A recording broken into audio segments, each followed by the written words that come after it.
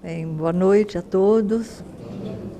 Que a espiritualidade, a egrégora espiritual dessa casa nos receba vocês com muito amor, com muita protegendo, né, muita proteção, para que a gente possa sentir no ambiente muita paz também, né? E hoje nós vamos ter para a palestra a Lara, ela vai falar de lucidez. Então, vocês já estão sabendo que a gente faz a palestra primeiro, depois é que vai tomar o passe. Quem depois quiser questionar alguma coisa, naquela hora que vão seguindo para os passes, a gente vai deixar aberto para perguntas, tá? Então, nós vamos fazendo a nossa prece, procurando introspectar um pouquinho nesse momento, voltar para nós, para dentro de nós, buscando um estado de espírito pacífico, procurando nos harmonizar com a espiritualidade do ambiente, da casa, para que possamos assim relaxar a nossa mente e o nosso corpo. Vamos nos acomodando tranquilamente na nossa cadeira e vamos procurando trazer ao nosso pensamento a figura amorável de Jesus. E nesse momento, vamos agradecendo a Ele a oportunidade de estarmos aqui,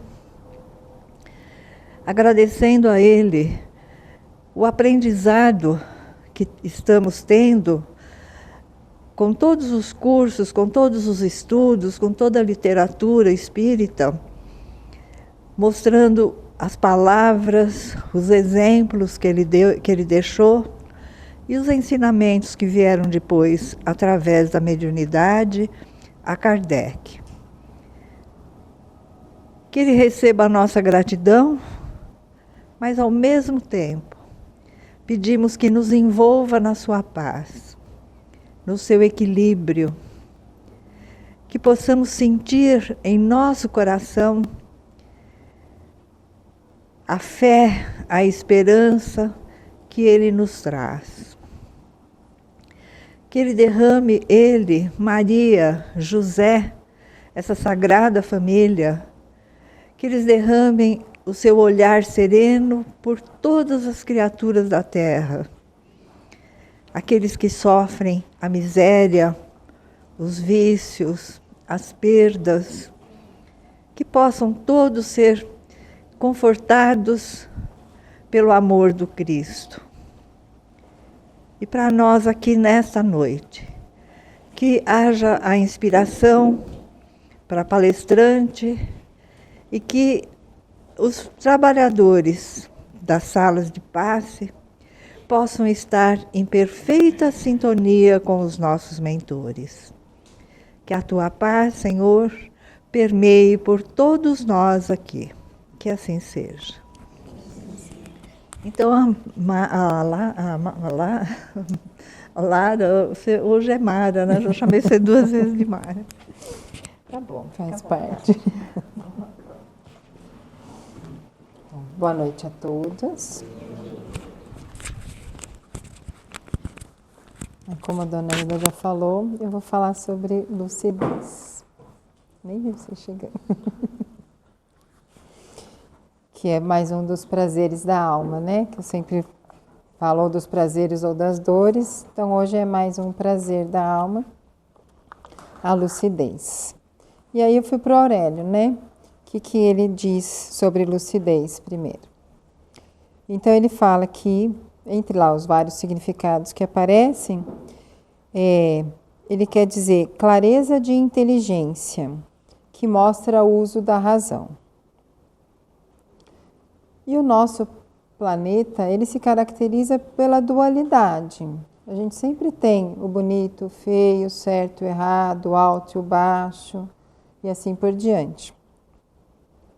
Então, aqui a gente tem essa dualidade. Agora, como começou essa dualidade? Que na filosofia chinesa,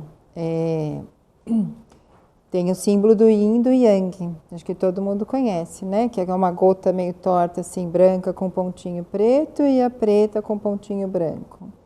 Então, ali está mostrando justamente essa dualidade que existe nesse planeta aqui. Mas, segundo o Antigo Testamento, essa dualidade começou quando os 2 primeiros seres humanos experimentaram a fruta da árvore do conhecimento do bem e do mal. Ele traz assim, né? É essa fruta. Conhecer o bem e o mal. Já começou essa separação aí.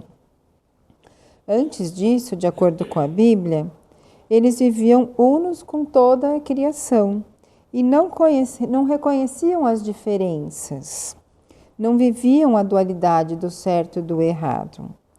Eles estavam sempre num estado de unidade consciencial. A consciência era uma só. E apesar dessas tradições religiosas hebraicas terem criado uma enorme separação entre a alma, que seria o bem, e o corpo, que seria o mal, quando contam que o homem abandonou o Jardim do Éden, que essa seria então a unidade universal. Então, quando abandonou essa unidade, criou-se o bem e o mal. Aí foi atingida a polaridade, que foi o efeito de fazer a separação, a segregação. Mas mesmo assim, a igreja cristã primitiva reconhecia que toda criatura, todo ser humano traz em si os aspectos positivos e os negativos. Ninguém vai ser só bom ou só mal. Vai ter os dois em si. Então tem uma certa unidade, né? Ela reconhece essa unidade.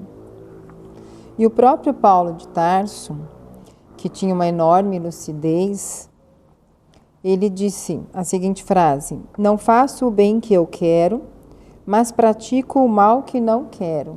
Então ele reconhecia as duas coisas nele mesmo. E ele procurava mostrar a sua integridade ou a sua unidade de que forma? Admitindo os fatos desconhecidos do seu mundo interior. Que agora a gente começa a entender ou olhar para esse mundo interior que todo mundo tem. Ele sabia que ele não se iluminaria, que ele ainda não tinha atingido a perfeição, né? Ele sabia que ele não ia se iluminar se ele não olhasse para dentro de si mesmo e rogasse ao Pai ajuda nesse processo, porque não é fácil olhar para si mesmo, descobrir todos os suas questões internas sozinho, né? Então, além de olhar, encarar tudo isso, mas rogar ao Pai ajuda para conseguir lidar e superar com tudo isso e atingir a evolução tão almejada por todos. Todo mundo sabe, ou imagina, que a gente tem um lado escuro, né? Eu já falei aqui mais de uma vez sobre a sombra que o Jung fala, porque o autor aqui, ele sempre está... Esse livro ele escreveu com base na psicologia do Jung. Então, toda hora ele lembra do Jung. E o Jung fala do nosso lado, né, o nosso lado obscuro, a nossa sombra, que é o lado que a gente não conhece. E que a gente acaba negando, né? Às vezes só não conhece, ou às vezes a gente realmente nega, põe a sujeira embaixo do tapete mesmo e deixa lá quietinho. E se a gente não nega, a gente está subestimando a importância disso tudo, porque nós temos vários aspectos da nossa personalidade que estão escondidos. Se a gente está negando, a gente subestima o poder que isso tem sobre a gente, porque está lá no inconsciente e a gente acaba agindo muitas vezes de acordo com aquilo que está lá escondido. Então o caminho é a gente olhar para tudo isso. Até para poder transformar. Se a gente não conhece, a gente não transforma, não tem como evoluir. E a gente foi ensinado a fazer um pouco disso, né? De esconder todas essas questões internas da gente mesmo, aquelas que a gente não gosta muito. Porque desde pequenininho, os pais, os professores Todo mundo, na tentativa de corrigir os defeitos, eles acabam dando bronca e falando, não minta, não seja egoísta, não bate no amiguinho, e por aí vai. E aí o que a gente faz? A gente vai escondendo isso. A gente vai reprimindo tudo isso dentro da gente, em vez de olhar e resolver. Por exemplo, sentir raiva é do ser humano. Mas a gente aprende lá de pequenininho que não pode, que é feio. E aí você esconde a raiva. Só que você fica com ela lá dentro. E isso em algum momento vai dar problema, vai aparecer de alguma forma. Então, reprimir realmente não é o melhor caminho, né? Negar que existe algo de negativo em nós não nos torna melhores. E o que foi separado, porque a gente considerou ruim, isso vai passar a fazer parte da nossa sombra.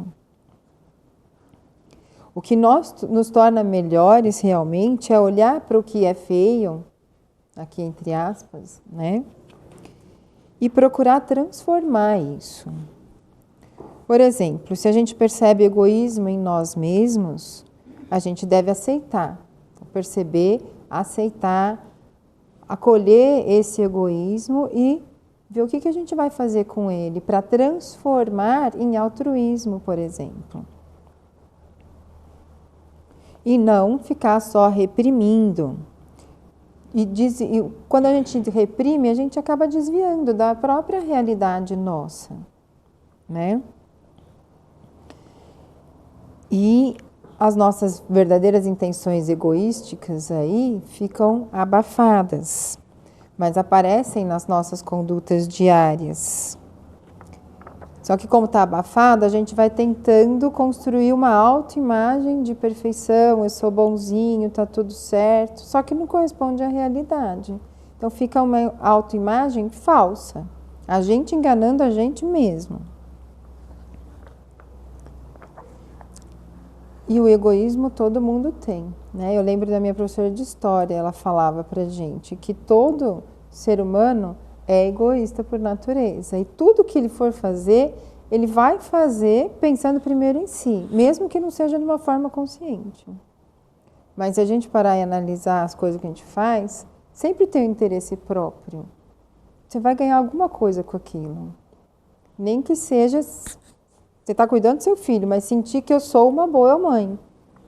Às vezes, o cuidar do filho não está em primeiro lugar, está em segundo. Primeiro eu quero sentir que eu sou uma boa mãe. E aí você cuida pelo filho. Parece esquisito isso. Ou faz sentido? Tem que olhar lá no fundo e para achar, né, os vários exemplos da vida e...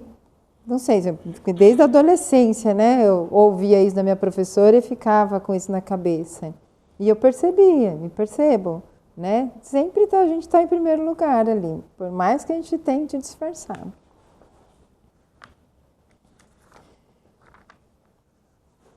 E a gente vê muito isso hoje, né? Hoje parece que as coisas estão mais complicadas, vamos dizer, ou as pessoas estão mostrando mais isso.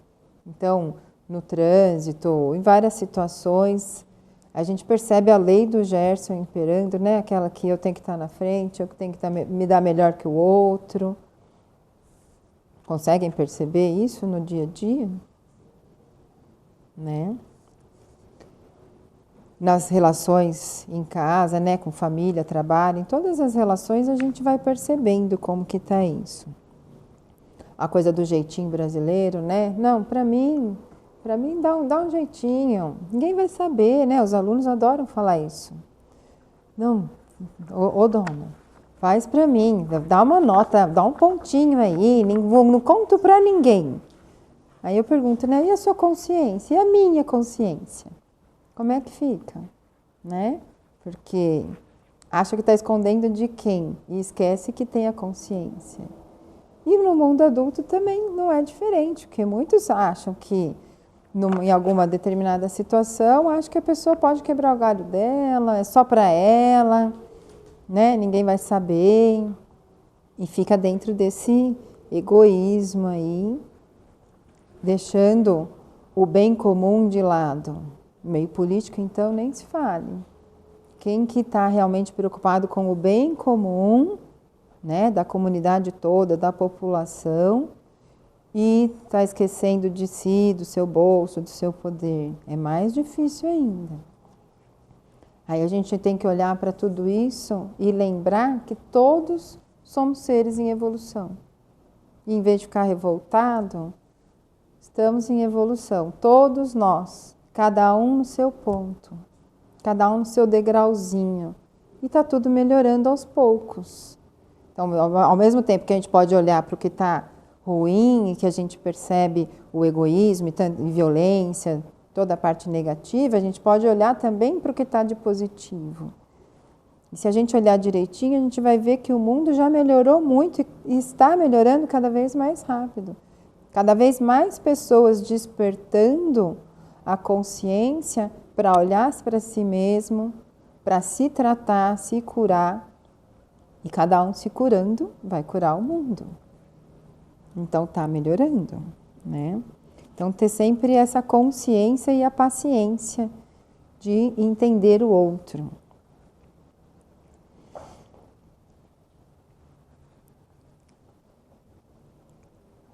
Bom, aí estava falando, né, da lei do Gerson, de querer dar o jeitinho.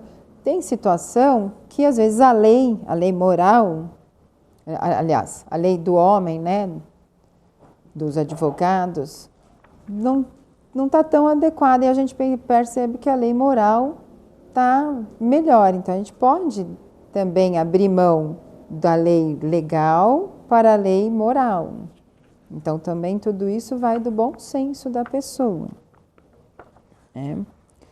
Mas a gente sente que está faltando lucidez ainda, que é essa clareza, essa inteligência. E aí a gente vai ver agora que essa lucidez, eu confesso que ainda acho difícil de entender realmente como ela é. Por quê?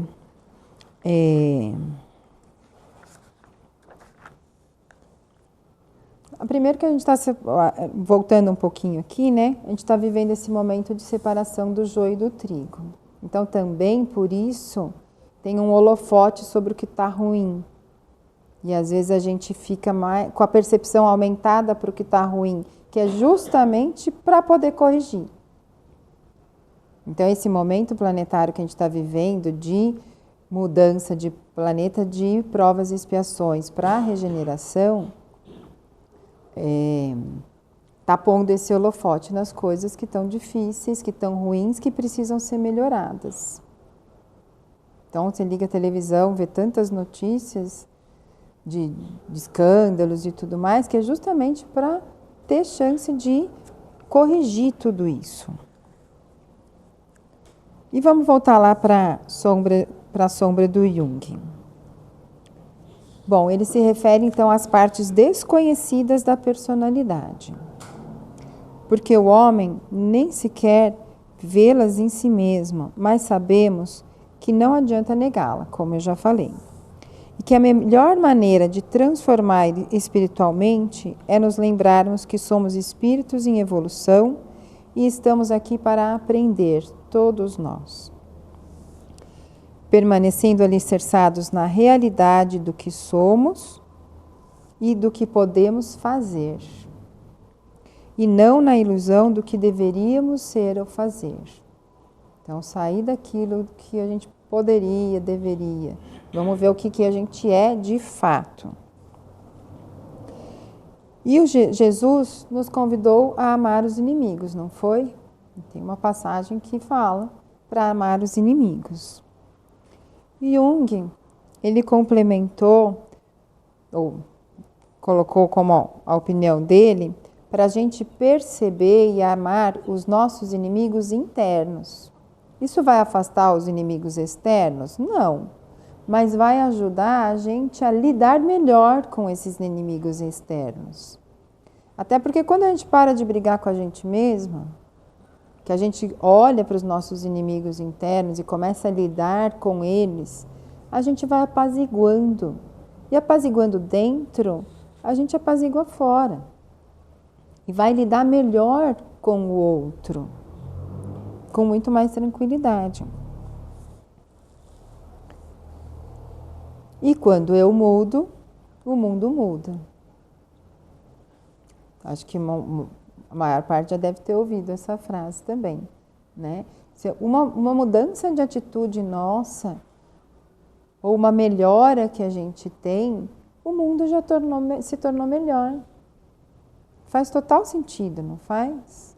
Uma coisinha. Aquilo de negativo já não tem, o mundo já está melhor. E a frase de Gandhi, que eu adoro, seja você a mudança que quer ver no mundo. Não adianta eu querer que a Dude mude, né? Eu tenho que mudar em mim. Ela vai mudar nela o que ela achar que precisa. Mas eu tenho que fazer o que eu acho que tem que melhorar no mundo e em mim. Agora, vocês acham que a sombra pode ser só negativa? Ou tem sombra positiva? Tem sombra positiva também, porque se é aquilo que a gente desconhece a respeito de nós mesmos, nós também temos aspectos positivos que desconhecemos. Nós temos potenciais que nós desconhecemos. E isso também faz parte da sombra, simplesmente porque não está na nossa consciência. E, na verdade, o que mais nos desestrutura não é a existência da sombra, mas é o fato de não enxergarmos as coisas interiores e exteriores, o que está dentro da gente e fora da gente, como uma coisa só, como uma unidade. A gente está sempre vendo o que tem de positivo e de negativo, porque, como eu disse no começo, o nosso mundo é dessas dualidades. Então, nós estamos sempre vendo os dois lados das coisas. Isso quando alguém não vê só o negativo, né? Ou só o positivo. No Livro dos Espíritos, que esse livro aqui também se baseia em questões do Livro dos Espíritos. Os espíritos elevados, superiores, eles têm uma visão do conjunto. E essas almas elevadas, nessas almas elevadas, tem uma espécie de lucidez universal, que se estende a tudo, envolve a uma só vez o espaço, o tempo e as coisas, e para a qual não há trevas nem obstáculos materiais. Essa parte que eu ia falar lá atrás, que eu também acho muito difícil de entender. Porque o espírito elevado, ele consegue ver tudo junto ao mesmo tempo. Ele consegue, com os olhos espirituais, perceber todo o planeta ao mesmo tempo e o interior dele. Então, não sei vocês, mas eu me sinto assim muito inferior, né, com um caminho longo de evolução pela frente, até chegar nesse ponto de conseguir realmente ter a lucidez nesse nível, de enxergar tudo ao mesmo tempo, de ter a consciência geral do universo. Né? Eu não consigo alcançar isso. Vocês conseguem? Mas já é um estágio de lucidez assim bem elevado, né? Se a gente conseguir, para nós, percebermos o nosso mundo interior, começar a mexer no que está escondido, na nossa sombra, e a lidar com isso, a gente já vai criando lucidez em nós mesmos. Essa lucidez universal tem profunda relação com a integridade, pois equilibra o íntimo numa unicidade harmoniosa. Quem possui lucidez olha tudo com imparcialidade e entendimento, sem julgamento. Essa parte é importante, sem julgar. Não fica exaltando o talento nem a inabilidade. Então, nem vai ficar elogiando e nem vai ficar falando, fulano é ruim nisso, naquilo, naquele outro, né? Pondo para baixo. Não, vai ficar na imparcialidade. O que também é difícil para a gente, né? Pelo menos para mim é também. Não enxergar esses dois lados. E eu lembro, eu li em algum livro de yoga uma vez que falando sobre não existe o positivo, que as coisas são positivas ou negativas. Elas simplesmente são. Quem vai dar o aspecto positivo ou negativo somos nós. De acordo com o nosso conhecimento de mundo, os nossos valores, é que nós vamos dar esse julgamento. Mas senão elas só são, só existem e ponto. Integridade é a inteireza, plenitude, reconhece a totalidade da vida dentro e fora de si mesmo. Que é isso, conseguir enxergar em si e fora. Ter esse olhar abrangente para perceber tudo. Quando se tem uma consciência lúcida sobre a sombra, a gente deixa de buscar uma vítima, ou seja, algo ou alguém para se responsabilizar por nossos erros e falhas. Sempre aquela coisa, né? Não, eu não, foi culpa do outro. Eu errei aqui, mas a culpa foi do outro. Você está sempre responsabilizando o outro. Quando você é uma pessoa íntegra, você consegue perceber em si o porquê, o que você errou e admitir que errou. Que não é tão simples essa admissão, mas a pessoa consegue fazer. Sabendo que somos falíveis, que não precisamos ser impecavelmente bondosos e corretos, ninguém é perfeito, senão a gente não está mais aqui, não precisava estar aqui, né? A gente tem que partir já do princípio, somos seres em evolução, falhamos, não somos perfeitos. Aí a gente passa a admitir os próprios erros, que fica mais fácil, né? Bom, se eu posso errar, né? Porque eu posso admitir que eu errei. E não jogamos nas costas do outro. E então conseguimos lidar com essas falhas em termos de experiência evolutiva. Aí esses erros, essas falhas, elas assumem um outro papel. E você passa a se perguntar, para que eu estou passando por isso? Ou o que aconteceu que me trouxe nesse erro, que me fez cometer essa falha? E aí você usa isso como experiência para deixar de falhar, para realmente subir um degrauzinho na escala da evolução e se tornar um ser humano melhor. A lucidez dá integridade ao homem, mostrando-lhe que deve aceitar a si mesmo. Então ele termina o capítulo com essa frase que eu vou repetir. A lucidez dá integridade ao homem, mostrando-lhe que deve aceitar a si mesmo.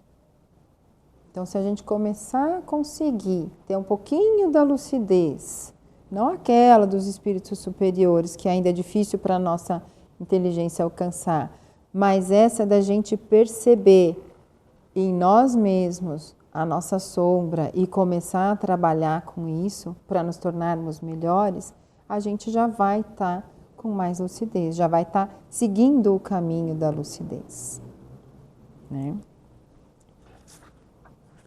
E eu queria propor um exercício rapidinho, se vocês quiserem, para a gente se observar um pouquinho. Então, se quiser se acomodar bem aí na cadeira, soltar o peso, quiser mexer os ombros, solta bem seu corpo, se sentir confortável, feche os olhos.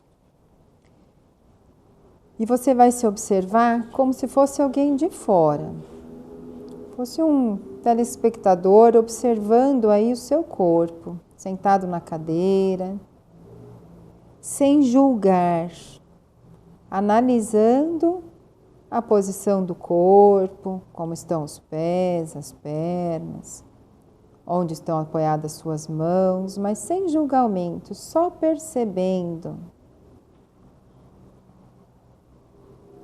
Percebendo como está o semblante.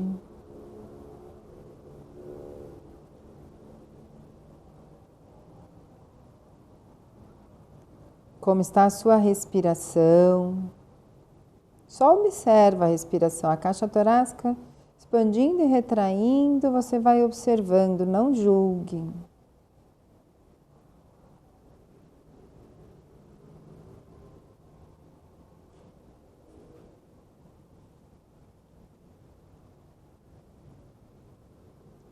Perceba os seus espaços internos.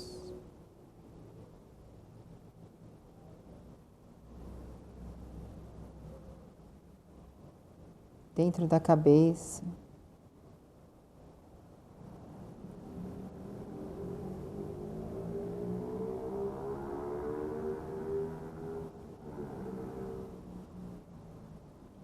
E agora comece a perceber o espaço externo dos sons, a temperatura do ar.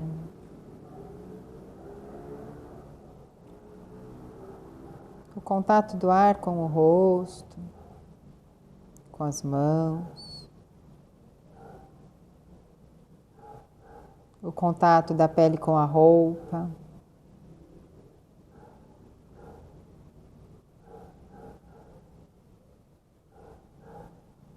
E agora tente perceber tudo isso junto, espaço interno e externo ao mesmo tempo.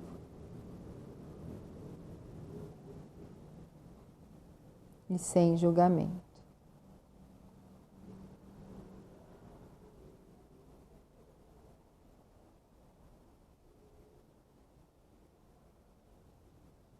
Faça uma respiração mais profunda. E vai piscando para abrir os olhos. Que tal? É fácil não julgar?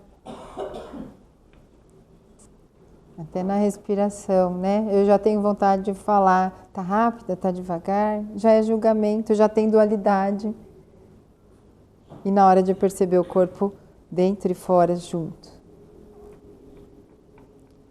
É difícil, né? Mas não é impossível. A gente tem que ir tentando. Né? E era isso que eu tinha para falar hoje para vocês. Espero que tenha sido útil, que eu tenha sido clara. Não, pode fazer, dona Hilda. E obrigada aí pela atenção de vocês. Boa noite. Hoje não. Ainda hoje não. Tá bom.